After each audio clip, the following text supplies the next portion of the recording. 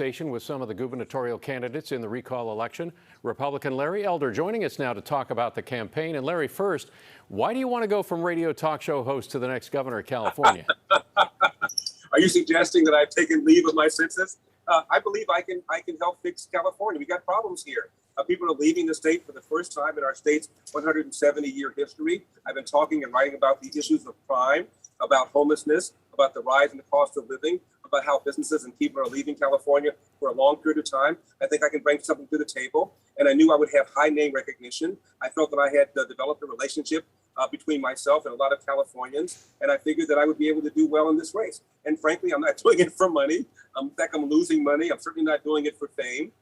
It's not pleasant having your personal life raked over the coals the way I've done it, but I felt I had a personal, a moral, and a spiritual obligation to do this, and that's why I'm doing it.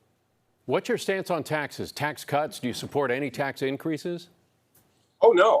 I support tax cuts across the board. I had a consultation with Art Laffer, the author of the Laffer Curve, and we believe that a across-the-board tax cut, all branches, all brackets, would generate a lot of money. California has the highest state income tax in the nation, as you well know, 13.3%. It's one of the reasons why a lot of people are leaving California. The income tax is the largest revenue stream for California, and in our population of 40 million people, literally 1% of taxpayers account for almost half of the state income taxes. So when rich people leave California, they take their taxes with them, leaving less money for the kind of things government should be doing, our roads, our bridges, our schools, and so forth.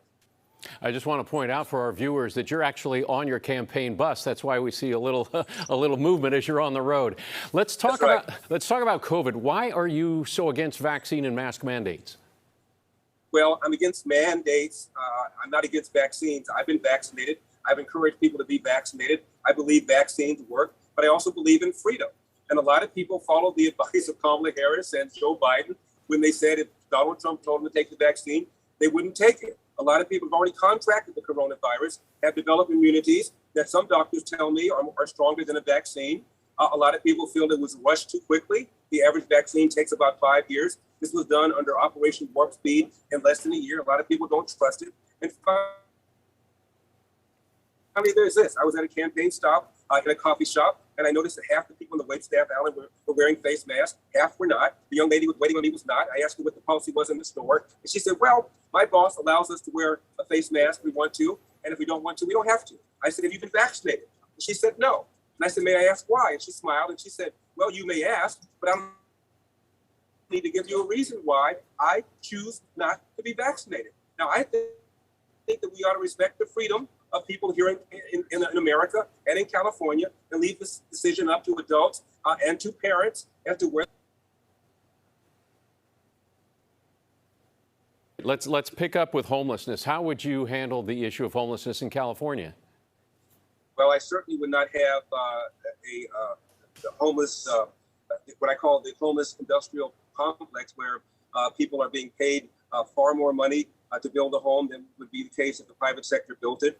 And I would certainly treat people who are homeless. What's going on right now is that Gavin Newsom has a housing first policy where houses are built far more expensively than would be built by the private sector without dealing with the underlying reason why people are on the streets in the first place. And it's largely because of mental illness and because of addiction to substance abuse. Now, I don't believe government can handle this, but nonprofits can, community activists in the neighborhood can, churches can, synagogues can, mosques can. We ought to empower them. Let them handle this problem. Let them adopt the street, adopt the neighborhood, adopt a block. And then once people are treated, they have to have somewhere to go. That's Secretary Dr. Ben Carson, and he said that we have subjects that make housing so much more expensive. They can build small houses at a fraction of the price, and then when people are treated, they would have somewhere to go. He sent me the plan, and I thought it was eminently workable. So over time, I believe this problem can. I have one more question before I let you go. You've been strongly criticized for comments you've made about women. How do you respond to that criticism? You know, Al, I'm happy you raised that, because just yesterday, Rose McGowan, the actress who claims her career was destroyed by Harvey Weinstein because she wouldn't sleep with him. She was responsible for breaking the story about Harvey Weinstein, and she's one of the reasons why Harvey Weinstein is facing several rape charges as we speak. She says that Gavin Newsom's wife, on behalf of Harvey Weinstein's lawyer, called her about 6 months before the story broke and said, "What can we do to make you happy? What can we do to make this story go away?" She also has emails from Gavin Newsom's wife indicating that they had correspondence. Now, I'm not saying it's true or false. All I'm saying is if this is alleged about my significant other, that she called Rose McGowan on behalf of Harvey Weinstein's lawyer to try to kill the story about Harvey Weinstein, Politico would be running with it. CNN would be running with it. The Washington Post would be running with it. New York Times would be running with it, as they ran with the allegation that Larry doesn't like women, and because of some allegation that I denied, that I engaged in some sort of domestic violence. They ran with that for several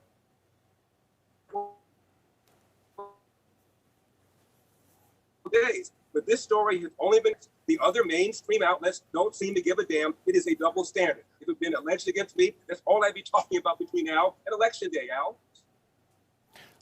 Larry, I wanted to give you the opportunity to respond to that. I appreciate it very much. Good luck on the road trip. Thanks for your time. See you in Sacramento. Thank you. All right. Take care. Now, for more information about the recall election and the other candidates for Governor Newsom's seat, you can head to kpix.com/recall.